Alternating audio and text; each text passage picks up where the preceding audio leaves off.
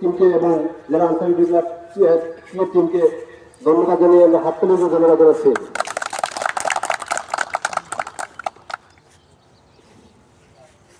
আজকের এই পুরস্কার বিতরণ অনুষ্ঠানে উপস্থিত কুমিল্লা জেলার সুযোগ্য জেলা কমান্ডেন্ট জনাব রাশিদুজ্জামান, উপস্থিত আছেন ব্যাংকের পল্টু রঞ্জন দাস ভিপি মেঘনা ব্যাংক, আর উপস্থিত আছেন এমদাদুল হক অনু ভিপি মেঘনা ব্যাংক এবং সকল খেলোয়াড়বৃন্দ, আসসালামু আলাইকুম।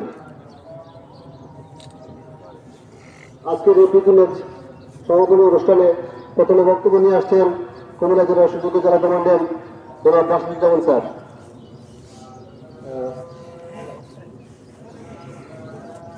ধন্যবাদ তোমাকে।